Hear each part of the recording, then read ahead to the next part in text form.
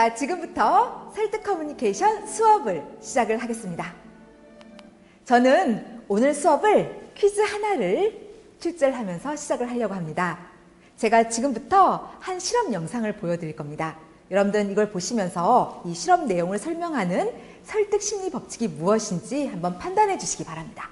그리고 이제 오늘 수업을 들으시면서 도입부에서 봤던 그 영상을 잘 설명해 주는 설득 심리 법칙이 무엇인지 찾아봐 주시고요. 그리고 제가 수업 후반부에 질문을 하면 그때 답을 이야기해 주시기 바랍니다. 어떤 실험이냐면 이것은 EBS 다큐 프라임의 인간의 두 얼굴이라는 그 프로그램에서 제가 이제 그 실험 부분을 편집해서 가져왔는데, 이것은 EBS에서 임의로 진행했던 실험이 아니라 미국의 사회심리학자인 솔로몬 애쉬가 1951년에 발표했던 그 실험을 재현을 한 겁니다. 어떤 실험이냐면 피험자에게 일정한 길이를 가진 선을 보여주고 한쪽에서 이것과 똑같은 길이의 선을 이제 고르라고 하는 그런 실험이었어요. 그런데 이 실험에서 피험자하고 같이 있는 이 다른 피험자들은 사실은 연구자하고 이제 그 모의를 한 가짜 피험자들입니다.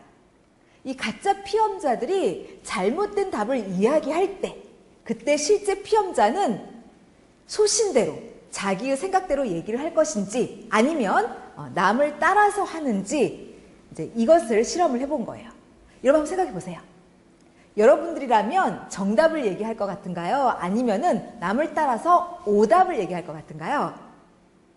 자, 이 실험 속에서는 어떻게 행동하는지 한번 보겠고요. 특히 이 실제 피험자의 눈동자 그리고 얼굴 표정, 이런 변화에 주목해서 다음 영상을 봐주시기 바랍니다. 특히 이제 어떤 설득 심리 법칙의 사례인지 한번 유심히 생각하면서 봐주시기 바랍니다. 영상 보시겠습니다. 출제자가 학생들에게 아주 간단한 문제를 보여줍니다. 다음 A, B, C 세 개의 선 중 옆에 그려진 X선과 길이가 같은 것은 어떤 것일까요? 정답은 물론 B입니다. 문제가 너무 쉬운가요? 그런데 이 방에는 함정이 숨어 있습니다.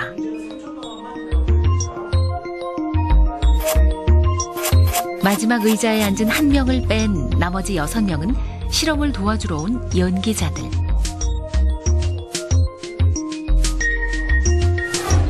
여섯 명의 공모자는 미리 짠 대로 줄줄이 틀린 답을 댈 겁니다. 마지막 7번째 의자에 앉은 단 한 명의 실험 참가자. 그들은 과연 소신껏 정답을 말할 수 있을까요?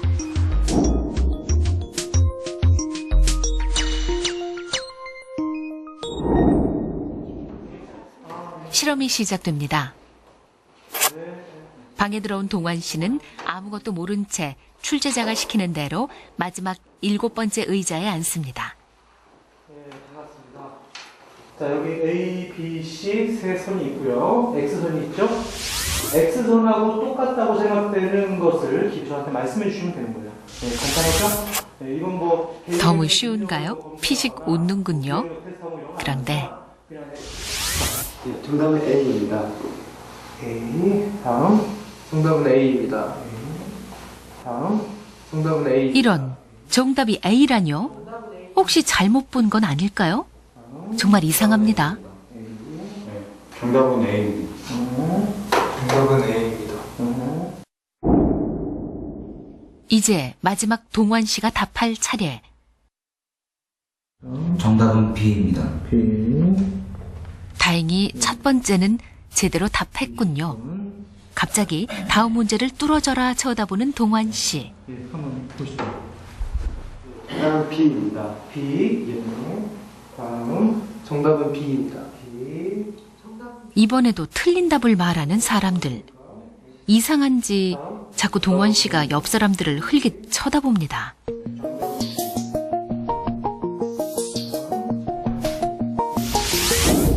또 동환 씨가 대답할 차례군요.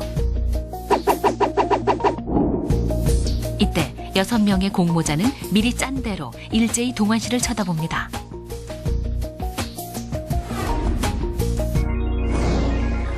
과연 동환 씨는 이 압박을 이겨내고 정답을 말할 수 있을까요?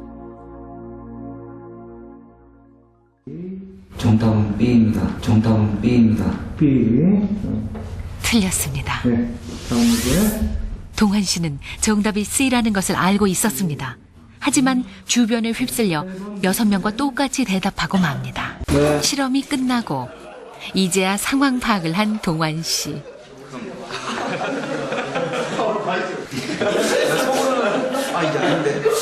이게 아닌데 이게 아닌데 왜 이럴까 생각하다가 저는 혼자 신데 B로 뭐라 하시는 거예요.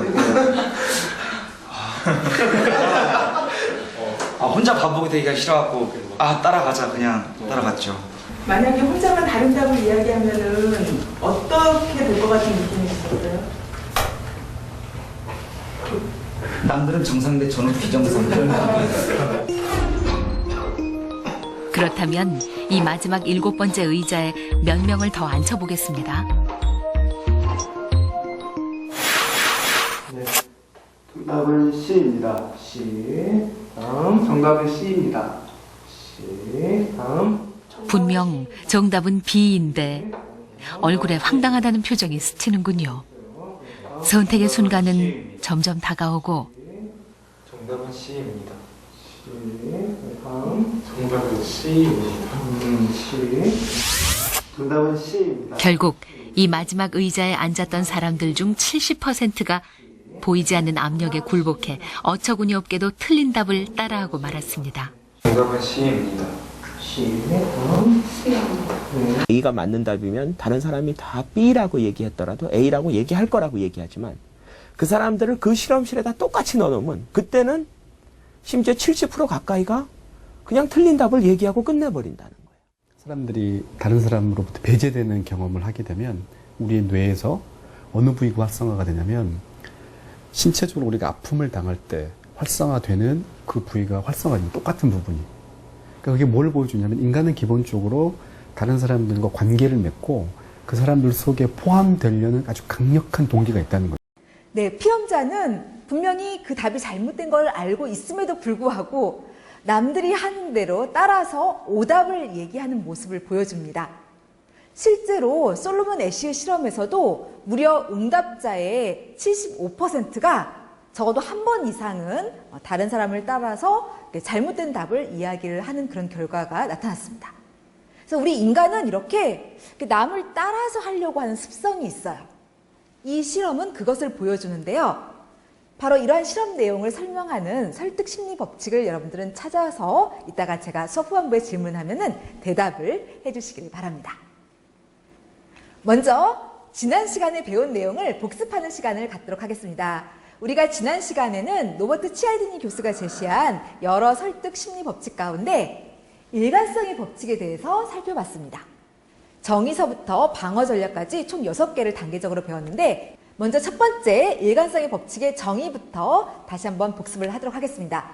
이 일관성의 법칙이라는 것은 우리가 지금까지 행동해온 것과 일관되게 행동을 하거나 아니면 그게 힘들면 적어도 남들에게 마치 일관된 것처럼 보이게끔 그렇게 행동하려고 하는 법칙을 일관성의 법칙이라고 한다고 우리는 지난 시간에 배웠죠. 그 다음에 두 번째로는 이제 원인을 배웠어요. 왜 우리가 이렇게 일관되게 행동을 하는지 그 이유를 배웠는데 일단 첫 번째는 사회적인 평가 때문에 그런다고 했고요. 그리고 두 번째는 신속한 의사결정을 내릴 수 있게 해주고 또 우리가 삶을 아주 편리하게 살아갈 수 있게 해주기 때문에 사람들은 일관성 있게 행동하려고 한다라고 배웠습니다. 그 다음에 세 번째 근원을 배웠죠. 그러니까 일관성의 법칙이 시작되는 것, 그러니까 활성화되는 것에 대해서 배웠는데 그것은 바로 개입이었습니다. 개입이라는 것은 우리가 어떤 결정을 내리는 것 또는 어떤 입장을 취하는 것을 개입이라고 하는데 여기서부터 이 일관성이 작동하기 시작을 합니다. 그 다음에 네 번째는 효과적인 개입의 조건을 살펴봤습니다. 우리가 개입을 할 때 어떤 조건들을 충족하면 더더욱 일관성 있게 행동을 하게 됩니다. 그 네 가지 조건이 뭐였는지 기억나시나요? 바로 자발성, 공식화, 노력, 책임이었습니다. 그 다음 5번째로는 이 일관성의 법칙을 활용한 설득법 2가지를 배웠습니다. 자, 질문하겠습니다. 이 2가지 중에서 먼저 작은 요구를 해요. 그렇게 해서 상대방을 개입 상태로 만듭니다. 그리고 이제 이 요구의 수위를 조금씩 높여가다가 결국은 아주 커다란 그런 승낙을 얻어내는 설득 기법이 있었어요. 이걸 뭐라고 불렀나요? 네, 이거를 문전걸치기 기법 또는 단계적 요청 기법이라고 한다고 했었습니다. 자, 그리고 일단 사람이 이렇게 쉽게 받아들일 만한 요구사항을 제시를 해요. 그렇게 해서 이제 수능을 이끌어냅니다. 수능을 이끌어내고 나서는 그 요구사항을 바꿔버려요. 그런데 이 바꾼 요구사항까지도 받아들이게 만드는 기법이 있었습니다. 이걸 뭐라고 불렀죠? 네, 이걸 미끼 기법 혹은 낮은 공 기법이라고 부른다고 했었습니다. 그리고 6번째로 방어 전략을 우리가 살펴봤습니다. 누가 일관성의 법칙을 이용해서 우리를 설득하려고 한다면 우리가 이제 어떻게 방어할 것인지에 대해서 배웠습니다. 일관성의 법칙을 방어하려면 어리석은 일관성을 지향을 해야 돼요. 그러니까 우리가 별 생각 없이 그냥 기계적으로 옛날하고 똑같게 이렇게 행동하려고 하는 이런 어리석은 일관성을 지향을 해야 됩니다. 그리고 본능적인 거부감에 따르시고요. 처음에 의도했던 말을 되돌아보시기를 바랍니다. 이렇게 이제 그 방어 전략을 배웠죠. 자, 여기에 이어서 계속해서 오늘도 이 로버트 치알디니 교수가 제시한 설득 심리 법칙을 배우도록 하겠습니다. 오늘 우리는 사회적 증거의 법칙 그리고 호감의 법칙을 배웁니다. 자, 목차부터 살펴보도록 하겠습니다. 사회적 증거의 법칙에서는 총 4가지를 배웁니다. 일단 이 법칙이 무엇인지 정의 살펴보고요. 그런 다음에 이 사회적 증거 법칙이 우리 사회에 나타나고 우리가 이 법칙에 따라서 행동하는 그 원인이 무엇인지 2가지를 배웁니다. 그리고 영향 요인 2가지, 즉 유사성과 불확실성을 학습을 하고 그 다음에 방어 전략에 대해서 2가지를 배우도록 하겠습니다. 그리고 그 다음에는 호감의 법칙을 살펴보겠습니다. 여기서도 이제 4가지를 살펴볼 건데요. 일단은 정의를 살펴볼 겁니다. 그리고 특성 2가지를 배우고요. 그 다음에 3번째로는 호감 유도 요소 해가지고 7개의 요소를 배워보도록 하겠습니다. 그리고 4번째로는 방어 전략을 이제 배웁니다. 본격적으로 이것에 대해서 배우기에 앞서서 오늘 수업 목표에 대해서 설명을 하겠습니다. 오늘 이 수업을 진행함으로써 얻고자 하는 바는 크게 2가지입니다. 일단 첫 번째로는 여러분들이 이 수업을 듣고 나서 사회적 증거의 법칙이 이런 거구나 이렇게 파악하는 거. 그리고 이 하위 개념인 베르테르 효과라던가 방관자 효과, 다수의 무지 현상 이런 것들을 여러분들이 알고 설명할 수 있는 것. 이것이 첫 번째 목표입니다. 그 다음 2번째 목표는 여러분들께서 호감의 법칙에 대해서 알고요. 그 다음에 호감을 유도하는 7개의 요소, 후광 효과, 유사성의 원칙, 단순 노출 효과, 연상의 원칙, 만찬 기법 이런 것들을 학습을 하고 또 나아가서 타인에게 설명할 수 있는 것. 이것이 오늘 수업의 2 목표입니다. 이 목표가 달성될 수 있도록 오늘 최선을 다해서 강의하도록 하겠습니다. 자, 그럼 첫 번째로 사회적 증거의 법칙부터 하나하나 설명해 가도록 하겠습니다. 우선 정의부터 설명을 하겠습니다. 이제 여기에 이 사회적 증거의 법칙 정의가 나올 겁니다. 우리 이것을 다 같이 한번 큰 목소리로 읽어보도록 하겠습니다. 읽으실 때 꼭 머릿속으로 의미를 곰곰 생각하시면서 읽어주시기 바랍니다. 그래야 학습 효과가 높아지기 때문에 그렇습니다.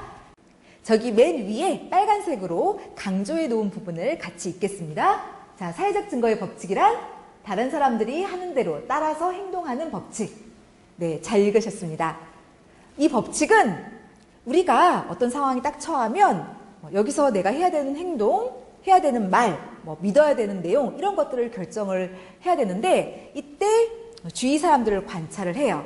그리고 그것을 따라서 한다라는 그런 법칙입니다. 특히 다수의 행동을 따라서 합니다. 예를 들면 이런 거예요. 여러분들이 어떤 제품을 사러 갔어요. 그런데 A 제품도 마음에 들고 B 제품도 마음에 들어요. 그래서 뭐를 사야 될지 잘 모르겠다라고 한다면 이때 사람들은 보통 판매원한테 이렇게 물어보죠. 이 A하고 B 중에서 어떤 게 더 잘 판매가 되나요? 이렇게 물어봐요.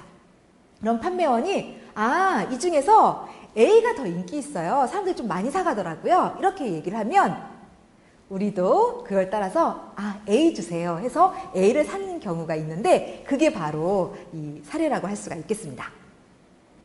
아무튼 남을 이렇게 따라서 하려고 하는 그런 법칙을 이야기를 합니다.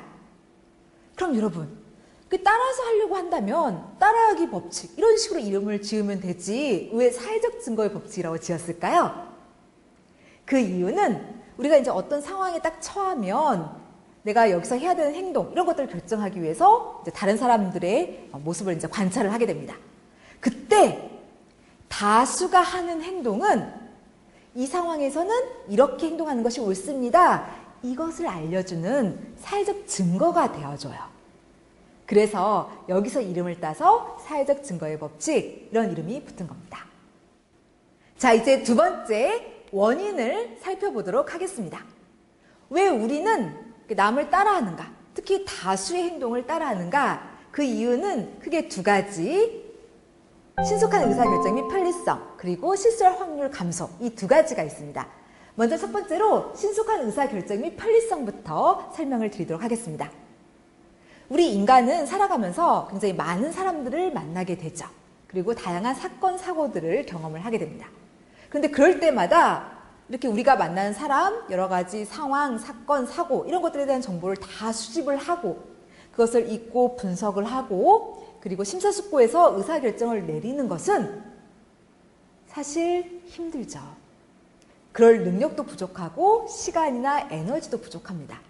그래서 그렇게 하기보다는 이 사회적 증거 법칙을 이용을 해서 남이 어떻게 하는가 이걸 관찰을 해서 그것을 따라하면은 의사결정을 굉장히 신속하게 내릴 수 있게 해줍니다.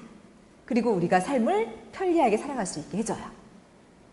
다시 말해서 우리는 굉장히 복잡한 환경, 쉴 새 없이 바뀌고 있는 이런 환경 속에서 살아가고 있어요. 그렇기 때문에 이 사회적 증거의 법칙이라는 의사결정의 지름길을 활용을 해가지고 남이 하는 대로 이렇게 따라하게 되면은 굉장히 삶을 잘 살아갈 수 있게 해줘요. 이런 방식은 실제로 굉장히 효과적이고요. 또 생존을 위해서 필요한 행위이기도 합니다. 그러다 보니까 우리는 이제 이 법칙의 이런 유용성 때문에 남을 따라하는 그런 모습을 보이게 되는 거죠. 그 다음에 두 번째 이유입니다. 두 번째 이유는 실수할 확률을 줄여주기 때문에 그렇습니다. 대부분의 경우에 소수가 아니라 다수가 하는 행동은 맞는 경우가 많아요. 그러니까 한 명도 아니고 여러 명이 그렇게 생각하고 그렇게 결정을 해서 행동했다면 대체로 맞아요. 그래서 웬만하면 다수가 하는 대로 따라하게 되면은 실수할 확률이 많이 감소하다 보니까 사람들은 특히 더 남을 따라하게 되는 것이죠. 자, 이렇게 다수를 따라할 때 실수할 확률이 줄어든다. 이 예를 한번 들어보겠습니다. KBS의 1대100 프로그램을 사례로 들 텐데 여기에는 국악인 송소희가 등장을 합니다. 그런데 이게 국악을 하다 보니까 이 운동 쪽은 잘 모르는데 이쪽 문제가 출제가 돼요. 그래서 이제 송소희가 당황을 하는데 이때 어떻게 행동하는지 한번 보시겠습니다. 그리고 아울러 여러분들도 여기 나오는 문제를 한번 풀어봐 주세요. 여러분들 직접 풀어봐 주실 때 다수를 따라할 때 실수 확률이 줄어든다. 이게 이제 어떤 개념인지가 더 확 와 닿으실 겁니다. 자, 그럼 영상을 보도록 하시겠습니다.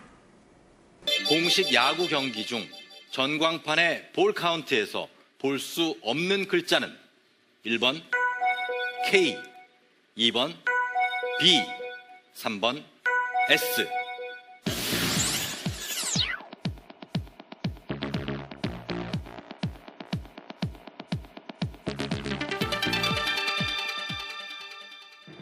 제가 스포츠의 문외에서 그렇구나. 야구 본 적 있어요? KBS 없는 야구 것 같아요. 한 번도? 네, 그러면은 어떻게 할까요? 이 문제 풀 수 있을까요? 찬스 그 정도로 써야- 어려우면 찬스를 쓰는 게 좋죠. 네, 찬스 써야 될 것 같아요. 그러면 1인의 답, 2인의 답, 100인의 답이 있습니다. 100인의 답 쓰겠습니다. 100인의 답이요? 알겠습니다. 자, 100인의 답 찬스를 사용하겠습니다. 자, 1번을 선택한 분들 노란불이 들어옵니다. 보여주세요. 93명. 자, 2번 녹색불이 들어옵니다. 보여주세요. 2명. 자, 3번 분홍색 불이 들어옵니다. 보여주세요. 5명입니다. 소희 양. K인 것 같네요. 그래요? 남자분들이 많이 선택하신 게 아무래도 유리할 것 같아서 1번. 그래요. 자, 네, 그러면 하겠습니다. 선택하시면 되겠습니다. 1번. 선택했습니다. 자, 이 문제 스포츠 문제였는데요. 과연 찬스를 잘 사용했을까요?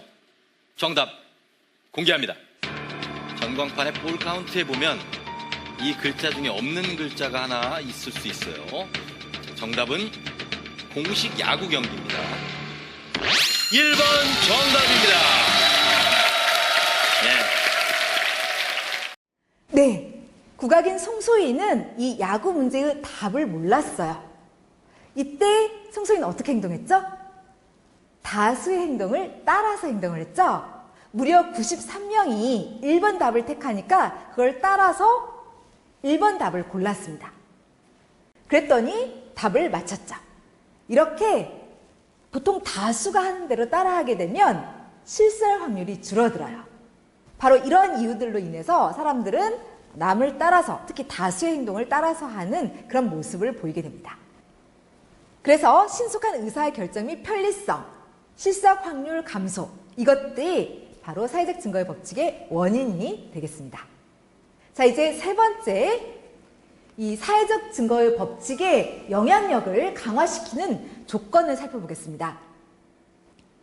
유독 어떤 조건에서는 사람들이 더 남을 따라서 하게 됩니다. 그러니까 사회적 증거를 더욱더 활성화시키는 조건들이 있는데 이것은 바로 유사성 그리고 불확실성입니다. 상황이 이렇게 되면은 사람들은 더 남을 많이 따라하게 돼요. 자, 먼저 유사성부터 설명을 하도록 하겠습니다.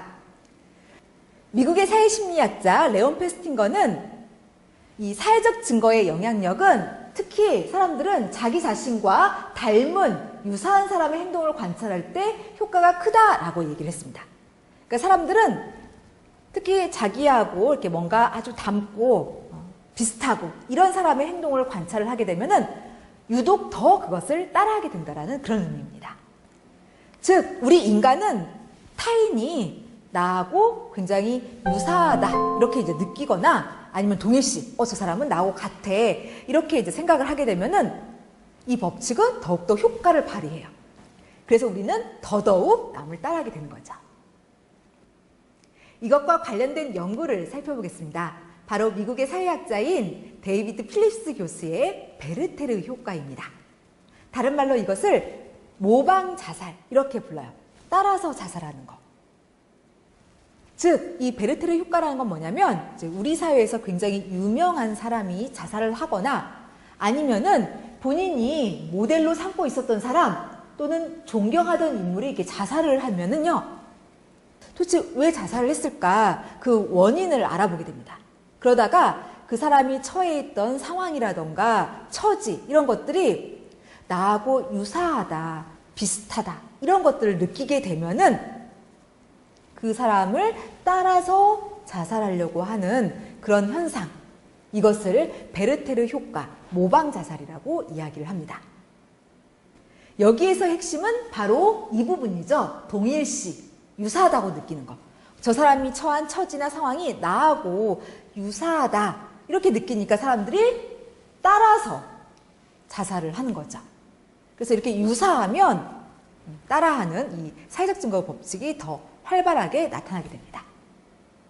자, 여러분, 이 베르테르 효과에서 이 베르테르가 뭐였는지 혹시 아시나요?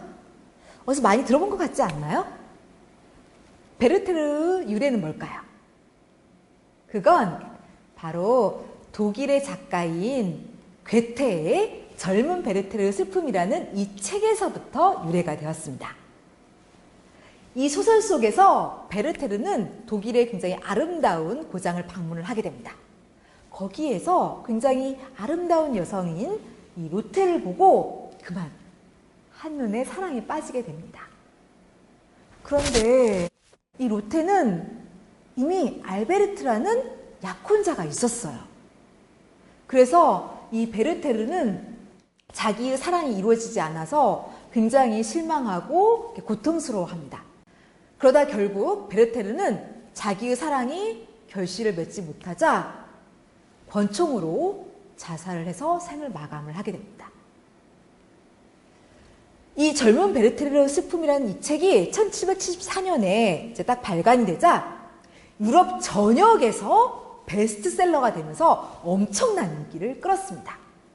얼마나 인기를 끌었었냐면 여러분 여기 이 옷을 한번 봐주세요. 이게 지금 여기서는 색이 잘 안 보이는데 이 색이 어떤 색이냐면 일단 조끼 이게 노란색이고요. 그 다음에 재킷 이것은 파란색이에요. 베르테르가 이제 이 소설 속에서 이런 옷을 즐겨 입고 다녔는데 이 옷이 당시 유럽 사람들 사이에서 엄청난 인기를 끌게 되었어요. 저는 이 젊은 베르테르의 슬픔이라는 이 소설을 중학교 3학년 국어 시간에 처음 배우게 됐는데요. 그때 아무리 상상을 해도요. 노란 옷에 파란색 재킷? 너무 촌스러운데? 이런 생각이 들더라고요. 어린 마음에도 너무 촌스러웠어요. 그런데 그 당시에는 이 책의 여파로 이 패션이 굉장히 큰 인기를 끌었다고 합니다. 그리고 이 소설이 인기를 끈과 동시에 이 소설 속 베르테르 모습에 대해서 사람들이 굉장히 동일시를 많이 하기 시작을 했어요. 특히 이렇게 사랑 때문에 이렇게 고민하고 이렇게 고통스러워했던 사람들은 더더욱 유사함을 느꼈고요. 그리고 결국 소설 속 베르테르가 했던 대로 그대로 따라서 권총으로 자살을 해서 생을 마감하는 젊은이들이 굉장히 많이 늘어났습니다. 그래서 유럽 일부 국가에서는 이 책의 발간을 금지하기까지 했습니다. 바로 이러한 사건에서 이 베르테르 효과라는 그 단어가 나오게 된 거예요. 사람들이 베르테르 모습을 보면서 유사하다 이렇게 느꼈고 그래서 따라서 자살을 했죠. 그래서 이제 이 데이비드 필립스 교수는 여기서 이제 이름을 그대로 따가지고 베르테르 효과 이런 명칭을 붙이게 된 것입니다. 그리고 또 참고로 여러분들 우리나라 기업 중에서 롯데 아시죠? 이 롯데가 왜 롯데인지 혹시 그 유래를 아시나요? 그거는 바로 이 책의 여자 주인공, 이 롯데에서 나온 겁니다. 롯데의 창업주인 신격호는 젊은 시절에 이 젊은 베르테르의 슬픔 이 책을 읽고 굉장히 여기에 심취했다고 합니다. 그래서 회사의 이름을 여자 주인공의 이름을 따서 롯데라고 짓게 된 것이죠. 아무튼 이 베르테르 효과에 대해서 조금 더 자세하게 살펴보게 되면요. 평상시에 굉장히 힘들고 이렇게 어려운 삶을 살고 있던 사람들은 뉴스 보도 이런 데에서 자기처럼 아주 이렇게 힘들게 삶을 살다가 자살했다. 이런 이제 기사를 이렇게 접하게 되면은 그 사람하고 동일시를 하게 됩니다. 나랑 비슷해. 유사해. 이렇게 느끼게 돼요. 그러면서 따라서 자살을 하게 된다라고 이 개념은 이야기를 합니다. 사회학자 데이비드 필립스 교수는 이제 미국에서 1947년부터 1968년까지 발생한 이 자살에 대한 통계 자료들을 수집을 했습니다. 그리고 이제 면밀히 분석하고 다음과 같은 결과를 제시를 했어요. 신문 일면에서 어떤 사람의 자살 소식을 대대적으로 보도를 하면 그 다음부터 약 2개월간의 그 자살자 수가 평상시의 자살자 수보다 무려 58명이나 더 많은 것으로 조사가 됐다라고 발표를 했습니다. 그러니까 사람들이 따라 자살을 한 거죠. 실제로 이렇게 조사를 해보니까 만약에 젊은 사람의 자살 소식을 보도를 하면은 실제로 그 이후에 젊은 사람들이 많이 죽었고요. 반면에 노인들의 자살 소식을 보도를 하면 그 이후에 나이 든 사람들의 그 죽음 소식이 많았어요. 유사성이 나타난 거죠. 자, 여러분. 이렇게 사람들은 뭔가 이렇게 유사하다, 비슷하다, 동일시를 하게 되면 따라서 자살을 하게 돼요. 이게 이제 베르테르 효과인데 이러한 현상이 비단 미국에서만 일어나는 일일까요? 우리나라에서는 일어나는 일이 아닐까요? 어떨 것 같아요? 우리나라에서도 일어날 것 같습니까? 네. 이것과 관련된 뉴스를 하나 보여드리겠습니다. 이 베르테르 효과를 진짜 이것이 우리나라에서도 일어나는지 이에 대한 그 연구도 이렇게 잠시 언급이 될 겁니다. 자, 이 뉴스 한번 보면서 우리나라에서는 어떤지 한번 살펴보도록 하겠습니다. 자, 뉴스 보시겠습니다. 베르테르 효과라고 한 번쯤 들어보셨죠? 연예인 같은 유명인이 자살하면 모방 자살이 유행처럼 번지는 현상을 말합니다. 우리나라에서도 이 모방 자살이 실제로 일어나고 있는 것으로 나타났습니다. 보도에 이한주 기자입니다. 2005년 이은주, 2007년 정다빈, 그리고 2008년 최진실. 모두 스스로 생을 마감한 연예인들입니다. 이 연예인들의 자살이 전염병처럼 또 다른 자살로 이어진 것이 확인됐습니다. 국내 연구진이 2005년부터 11년까지 자살로 숨진 9만 4천여 명을 전체 조사한 결과 유명인이 자살한 시점부터 한 달 사이 자살한 사람이 그전보다 하루 평균 9.4명이 많았습니다. 모방 자살은 인기 연예인이나 가수가 자살한 직후 더욱 두드러졌습니다. 배우 정다빈 씨가 숨진 뒤에는 자살자가 배 이상 늘어났고 최진실, 최진영, 오누이의 경우도 각각 80%와 31% 늘어났습니다. 특히 여성 연예인이 자살할 경우 20, 30대 여성의 자살이 급증하는 것으로 나타났습니다. 이 연령대의 여성들은 다른 연령대에 비해 모방 자살 위험이 1.6배가량 높은데 연예인의 자살 방법까지 그대로 따라하는 경우도 많았습니다. 젊은 여성들은 드라마라든지 이런 음악에 굉장히 더 몰입이 되고요. 또 자기를 동일시하는 경향이 크죠. 연구진은 모방 자살을 줄이려면 유명인이 자살할 경우 감정적이고 자극적인 보도를 자제할 필요가 있다고 덧붙였습니다. 자, 뉴스를 보시면 이런 얘기를 해요. 그러니까 연예인이 처한 상황에 대해서 사람들이 이렇게 동일시를 한다고.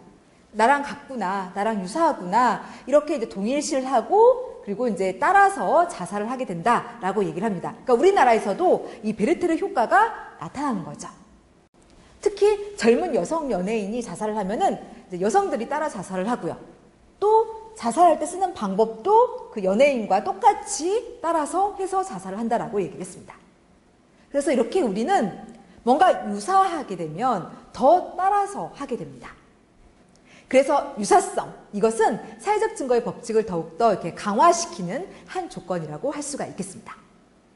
자, 이제 두 번째, 이 사회적 증거 법칙을 더욱더 그 영향력을 강화시키는 또 다른 조건인 불확실성에 대해서 배우도록 하겠습니다. 연구자 테서, 캠벨, 미클러는 1983년에 다음과 같이 주장을 했습니다. 우리가 어떤 상황을 이렇게 딱 이제 겪게 되는데 이때 이것이 굉장히 애매모호하고 불확실하다. 그러면 유독 사람들은 주위 사람들의 그 모습, 행동을 더 따라하는 경향이 높다라고 주장을 했습니다. 다시 말해서 사람들은 상황이 불확실할 때 얼른 주위 사람들을 관찰을 해요. 그리고 이 상황에서는 어떤 행동을 하는 것이 올바른가 이것을 이제 판단을 하고 그리고 보통 주위 사람들을 따라서 특히 다수를 따라서 행동을 하게 된다는 그런 의미입니다. 그러니까 유독 불확실하면 더 따라한다는 그런 얘기인 거죠. 자, 예로 저는 제노비스 사건을 드리겠습니다. 저는 이제 이 사회적 증거 법칙을 강의할 때 이 제노비스 사건을 이제 많이 사례로 듭니다. 근데 들 때마다 참 마음이 아파요. 이건 정말로 안타까운 사건입니다. 어떤 사건이냐면 미국 뉴욕에서 이제 제노비스라는 여성이 일을 마치고 새벽 3시 넘어서 이제 뉴욕 퀸스구에 있는 자기 집으로 귀가를 하고 있었어요. 일이 너무 많아서 너무 늦게 끝난 거예요. 그래서 이렇게 늦게 집으로 이제 가게 됐는데 윈스턴 모즐리라는 괴한이 이 제노비스를 따라가서 칼로 무려 3번이나 찔러서 죽였던 사건입니다. 그런데 제노비스가 이 칼에 찔렸던 곳은 바로 이렇게 대로변이었어요. 그래서 비록 새벽 3시가 넘었지만 이게 대로변이다 보니까 이렇게 길거리에서 이 제노비스가 칼에 찔리는 것을 목격한 사람들이 있었어요.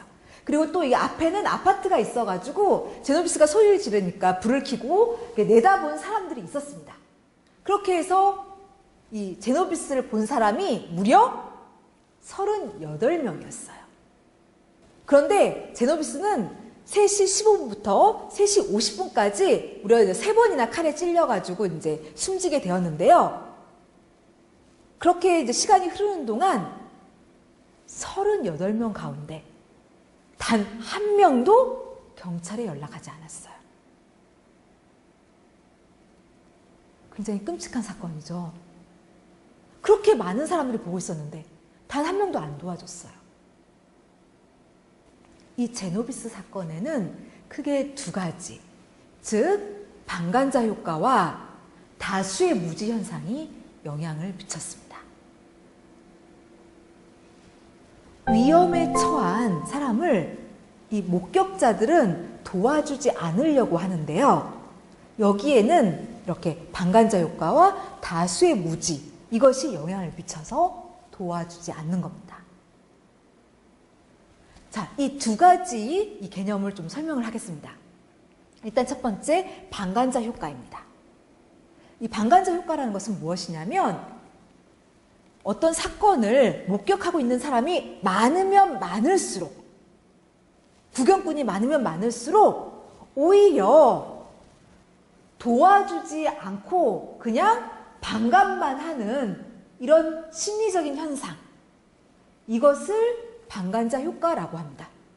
아니, 사람이 위험에 처해 있는데 왜 안 도와주느냐? 그건 이렇게 보고 있는 사람이 많으면은 다른 사람이 도와주겠지, 이렇게 생각을 하게 돼요. 그러니까 다시 말해서 책임감이 분산이 되기 때문에 그렇습니다. 그러니까 나 말고 다른 사람이 도와주겠지 하고 생각을 하다 보니까 결국 도와주려는 행동을 하지 않는 겁니다. 바로 제노비스가 이제 그랬던 거죠. 38명이나 지켜보고 있었어요. 그러니까 이미 다른 사람이 경찰에 연락했겠지, 이미 병원에 연락했을 거야, 이렇게 책임감이 분산이 돼버린 거예요. 그래서 그렇게 다수가 보고 있었음에도 불구하고 제노비스를 도와준 사람이 없었던 겁니다. 이 방관자 효과는 책임감이 분산된다 해서 이것을 다른 말로 책임 분산 효과, 그리고 이것이 이제 심리를 다룬 그런 효과이기 때문에 이것을 이제 방관자 심리, 그리고 구경꾼 효과, 그리고 이제 피해자 이름을 따서 제노비스 신드롬, 이렇게 다양하게 부릅니다. 그래서 이제 제노비스가 이렇게 안타깝게 죽게 된 것은 이 방관자 효과가 영향을 미쳤기 때문에 그렇고요. 그리고 다른 하나는 바로 저 다수의 무지 때문에 그렇습니다. 바로 이게 이제 불확실성과 이제 연관이 되어 있는데, 우리 인간은 어떤 이제 주어진 상황이 굉장히 불확실하면요, 얼른 주위에 다른 사람들을 관찰을 합니다. 그리고 이 상황에서 내가 어떤 행동을 해야 될까, 이걸 결정을 해요. 그래서 이제 이렇게 관찰을 하는데, 문제는 다른 사람들도 다 그런다는 거죠.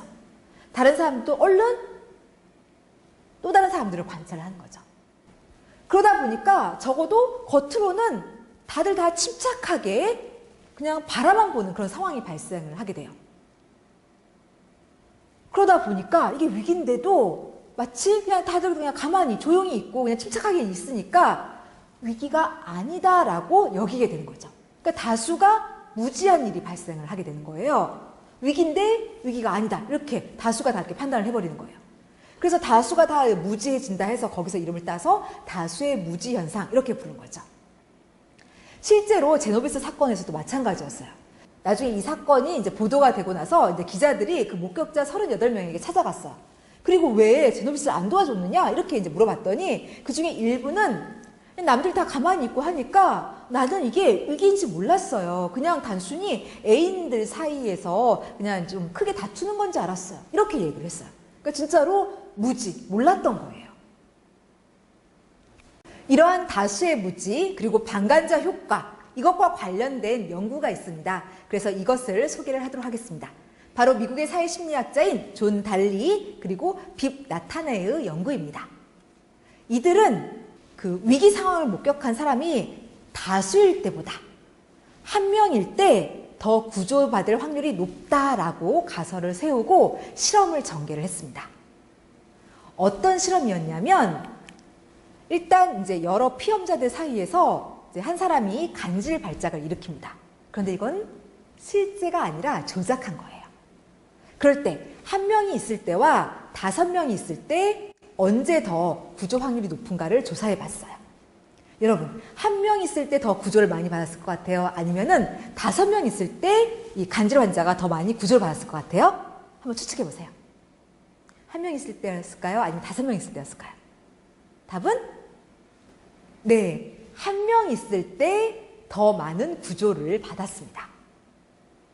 이 존 달리와 빕 나타네의 실험을 좀 이제 설명을 드리면은 일단 한 명이 있을 때는 이 책임감이 분산이 되지 않았어요. 그래서 내가 도와줘야 돼 이렇게 사람들이 느꼈기 때문에 무려 85%의 구조를 받았습니다. 하지만 5명이 있을 때는 다른 사람이 도와줄 거야 이렇게 생각하면서 책임감이 다 분산이 돼 버렸어요. 그래서 방관자 효과가 나타나서 31% 구조밖에 받지 못했습니다. 그래서 이렇게 보는 사람이 많으면, 그 위기를 목격자가 많으면 책임감이 분산이 돼서 사람들이 도와주지 않으려고 해요. 그래서 제노비스도 정말 안타깝게 도움을 받지 못했던 거죠. 그리고 이 연구자들 중에서 이 라타네는 계속해서 이와 관련된 연구들을 진행을 했어요. 그리고 1969년에 다음과 같은 연구 결과를 발표를 했습니다.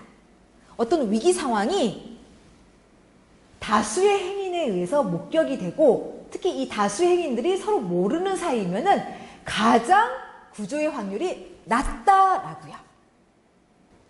여러분, 얼핏 생각하기에 우리 인간은 기본적으로 측은지심이 있어가지고 누가 쓰러지면 특히 또 이렇게 다수가 있으면 우르르 가서 이렇게 도와줄 것 같아요. 모르는 사이라도 인간은 기본적으로 이렇게 좀 이렇게 안 되게 여기고 불쌍하게 여기는 마음이 있어가지고 도와줄 것 같아요. 그래서 저 라타네의 연구 결과가 좀 믿음이 덜하게 느껴질 수도 있습니다. 그런데 저의 사례를 한번 들어보도록 하겠습니다. 제가 예전에 이제 친구를 신촌역에서 이제 만나기로 했었어요. 근데 신촌역에서 연세대학교로 이제 나가는 쪽에 보면은 이렇게 만남의 장소처럼 이렇게 의자들이 있는 곳이 있어요. 근데 제가 친구를 만나려고 이제 거기로 갔는데 이렇게 좀 일찍 도착을 했었어요. 근데 거기에 딱 도착을 했는데 웬 아저씨가 벽을 보고 이렇게 누워 계시더라고요. 그래서 이렇게 깜짝 놀랐고 얼른 이제 주위를 봤어요. 근데 주위의 사람들이 아무도 그 아저씨에게 관심을 기울이지 않고 도와주려고 하지 않더라고요. 그래서 전 이렇게 판단을 했죠. 아, 저 아저씨는 노숙자시구나. 그래서 다른 사람들이 안 도와주는 거구나. 이렇게 생각을 했어요. 그래서 그냥 노숙자분이 주무시는가 보다 이렇게 생각을 하고 저도 이제 거기서 이제 친구를 이제 앉아서 기다리고 있었습니다. 그런데 조금 시간이 지났는데 그 아저씨가 누워 계신 쪽에서 사람들이 모여서 웅성웅성 하는 소리가 들리는 거예요. 그래서 무슨 일인가 하고 이렇게 봤더니 그 아저씨가 여태까지 이제 벽을 보고 있었거든요. 근데 사람들이 이제 이쪽으로 이렇게 돌려놔서 저도 얼굴을 보게 됐는데 얼굴이 피투성인 거예요. 그러니까 그 아저씨는 노숙자도 아니었고요. 거기서 주무시고 계신 것도 아니었어요. 지금 생사를 오고 가는 위기 상황이었던 거예요. 그런데 다수가 다 관심을 기울이지 않고 이렇게 보고 있지 않고 이러니까 저도 따라서 관심을 안 기울였던 겁니다. 그래서 진짜로 이렇게 다수가 보고 또 이들이 서로 모르면은 더욱더 위기에 처한 사람들을 안 도와주는구나. 이것을 그때 뼈저리게 느꼈어요. 그리고 반성을 했죠. 그래서 그 사건 이후로는 이렇게 길 가다가 누가 이렇게 막 쓰러져 있고 버스 정류장에서 누가 잠자고 있고 이러면은 얼른 경찰에 연락을 해서 이렇게 인계해 드리고 이랬습니다. 그래서 정말로 이것이 일어나는구나라는 것을 이제 몸소 이제 체험을 하게 됐죠. 자, 여기서 제가 사례 하나를 보여드리도록 하겠습니다. 어떤 사례냐면 이것은 EBS 지식 채널 자료입니다. 아까 전에 그 사회심리학자 존 달리하고 빕 나타네가 했던 그 간질 발작 실험, 이것이 이제 여기에 나옵니다. 그래서 이제 어떠한 그 설계를 해가지고 이제 실험을 전개했는지 한번 유심히 봐주시고요. 그리고 또 제노비스 사건을 재현을 했습니다. 그래서 이 사건이 어떤 사건이었는지 한번 느껴보셨으면 해가지고 이것을 사례로 제시합니다. 자, 영상 보도록 하겠습니다.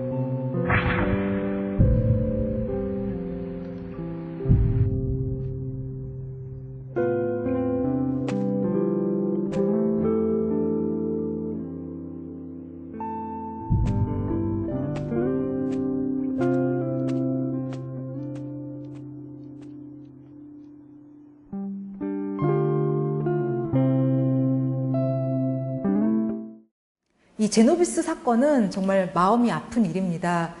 방관자 효과에다가 다수의 무지 현상까지 맞물리면서 결국 이제 목숨을 잃게 된 사건인데 참 볼 때마다 정말 안타까운 마음이 듭니다.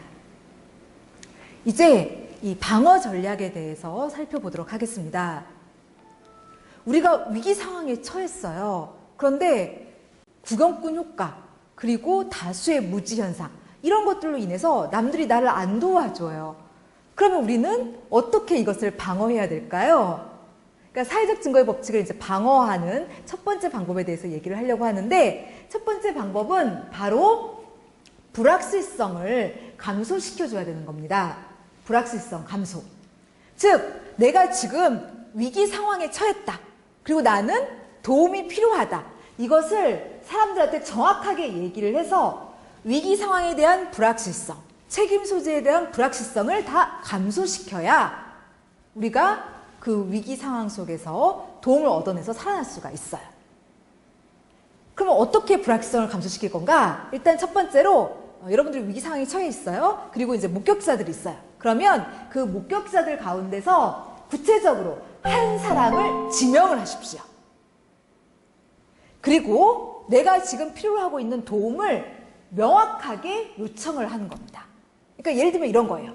거기 빨간 옷 입은 아가씨, 지금 제가 다쳤는데 경찰에 연락 좀 해주세요. 거기 파란 옷 입은 아저씨, 지금 병원에 연락해서 구급차 좀 불러주세요. 이렇게요. 그러면 한 명을 지목을 했기 때문에 이 책임감이 분산이 되지 않아요. 그래서 누가 도와주겠지 이렇게 생각하지 않고 내가 도와줘야 돼 이렇게 느끼게 되는 겁니다.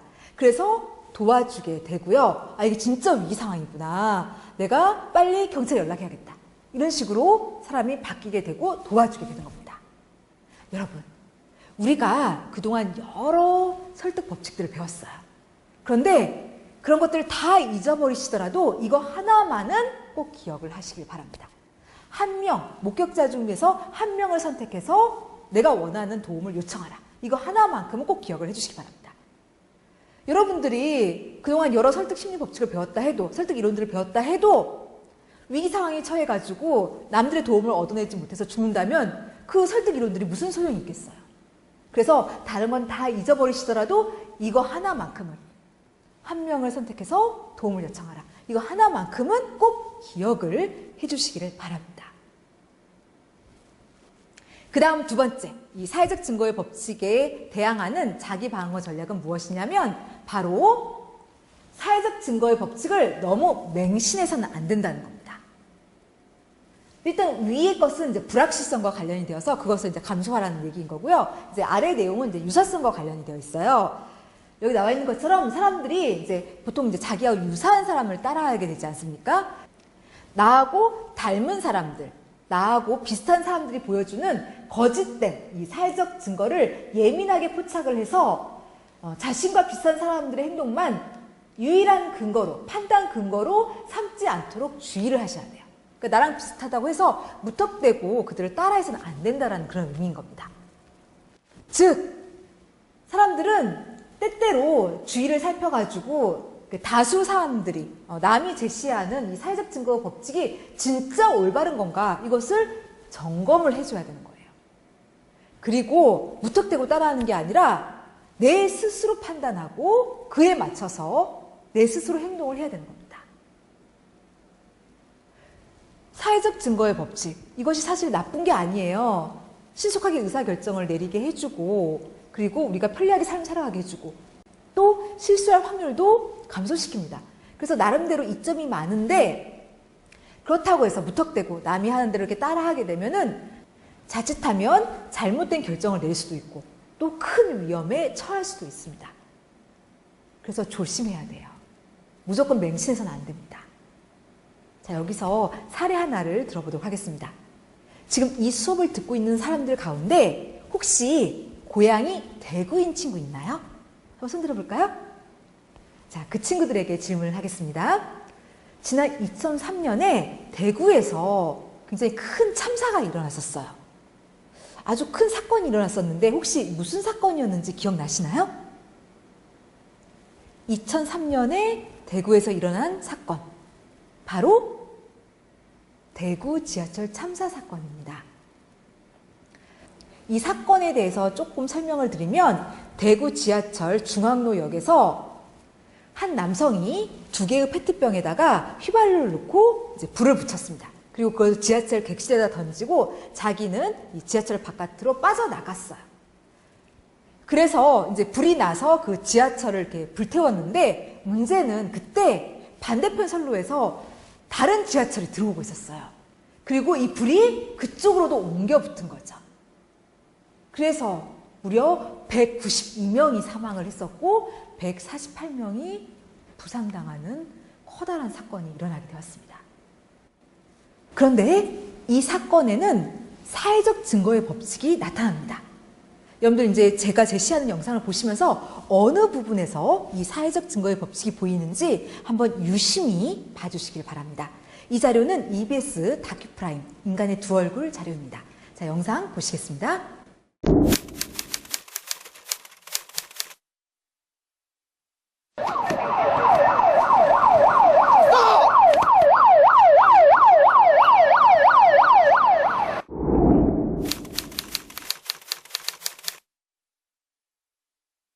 객실 내에 투척 아무 아무것도 없습니다. 하나도 안 보이고 모르겠어요 지금. 한 30분 전에 아마 숨 막힌다고 전화가 왔어요.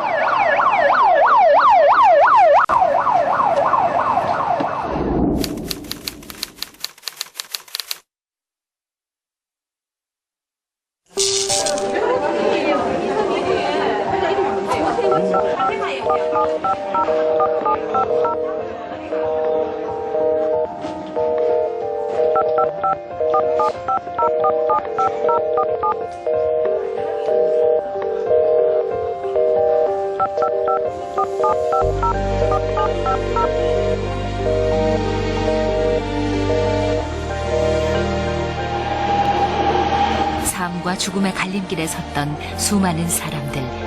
그들은 끝내 암흑 속을 빠져나오지 못했습니다. 그 칸에서는 내가 제일 먼저 나왔거든요. 문을 열은 게 내 혼자뿐이 그때 거기서는 안 열었으니까. 문 열리고 바로 탈출했죠. 탈출은 두 번째 문 열리고 난 뒤에 바로 탈출을 했어요. 기다리는 사람은 결국 죽었지. 기다리는 사람은. 이 사진은 대구 지하철 화재 당시 객차 안에서 찍힌 유일한 현장 사진입니다. 객차로 연기가 스며들고 있지만 사진 속의 승객들은 그다지 당황한 기색이 없습니다.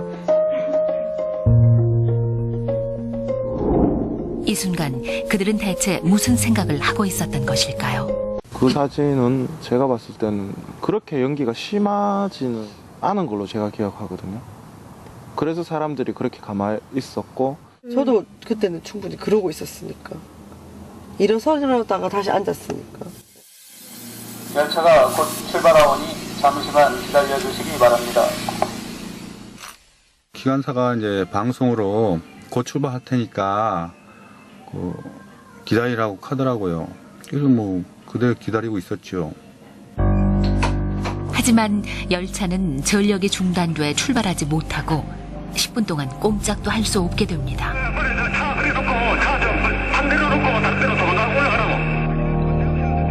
그 사이 종합사령팀의 지시를 받은 기관사는 불이 난 열차를 버리고 혼자서 탈출을 합니다. 열차에서 기다리는 시간이 최소한 10분은 기다린 것 같고. 예, 시간들은 있었어요. 그래서 사람들이 그렇게 가만히 있었고. 결국 열차 안에 있던 승객들은 결정적인 탈출 타이밍 10분을 놓쳐버리고 맙니다. 객차 안은 이상한 침묵에 휩싸인 채 그렇게 죽음으로 가는 10분이 흘러가고 있었습니다. 그 밖에서 봤을 땐 나라면 안 그럴 텐데 라는 생각 자체가 굉장히 오만한 생각일 수 있다는 겁니다. 그 상황에 들어가면 누구나 그럴 수 있습니다. 그게 제일 위험한 거죠. 그게 상황의 힘의 무서움이고요. 나는 이게 무슨 위기일 수도 있다고 생각하지만 저 사람을 보니까 가만히 있다. 별거 아닌가 보다. 내가 틀렸구나.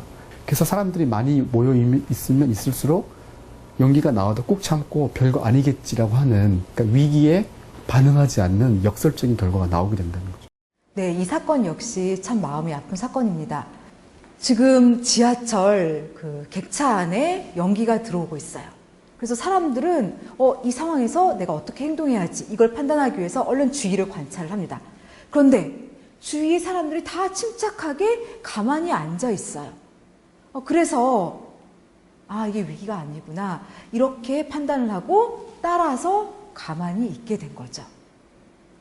그래서 이 사회적 증거 법칙을 너무 신뢰를 하게 되면은 자칫하면 이렇게 큰 위험에 처할 수가 있게 돼요. 그래서 무작정 남이 하는 대로 따라해서는 안 되고요. 맹신해서도 안 되고 본인 스스로 판단을 해서 그에 맞춰서 행동을 하셔야 됩니다. 이것 역시 삶을 살아가는 데 있어서 굉장히 중요한 요소예요. 그래서 여러분들 이거 꼭 기억을 해주셨으면 좋겠습니다. 네, 이제 1차시 수업을 종료를 하겠습니다. 지금까지 배운 내용을 정리해 보겠습니다. 이번 차시에 우리는 사회적 증거의 법칙을 정의부터 방어 전략까지 총 4개를 학습을 했습니다. 일단 사회적 증거의 법칙이라는 것은 우리 인간은 남을 따라서 하려고 하는 그런 경향이 있다는 건데 특히 다수의 행동을 따라하게 됩니다. 그리고 원인은 이게 신속한 의사결정을 내리게 해주고 삶을 편리하게 살아갈 수 있게 하기 때문에 남을 따라서 하는 거고요. 또 실수할 확률을 줄여주기 때문에 그렇습니다. 그 다음에 세 번째, 영향 조건 2가지를 배웠죠. 우리는 남을 따라하는데 유독 이 조건이 되면은 더욱더 따라하게 돼요. 그야말로 이제 양날개라고 할 수 있는데 이 사회적 증거의 법칙의 양날개는 유사성 그리고 불확실성이라고 했습니다. 그리고 이제 방어 전략을 봤죠. 그래서 위기 상황에 처해 있으면 일단은 그 불확실성을 감소시켜야 돼요. 그래서 구격군 중에서 한 명을 지목해서 내가 지금 필요한 그 도움을 명확하게 얘기하라고 했고요. 그리고 두 번째로는 이 사회적 증거의 법칙을 너무 맹신해서는 안 된다라고 했습니다. 자, 여기까지 해서 1차 시를 종료하겠습니다. 잘 들어주셔서 진심으로 감사드립니다.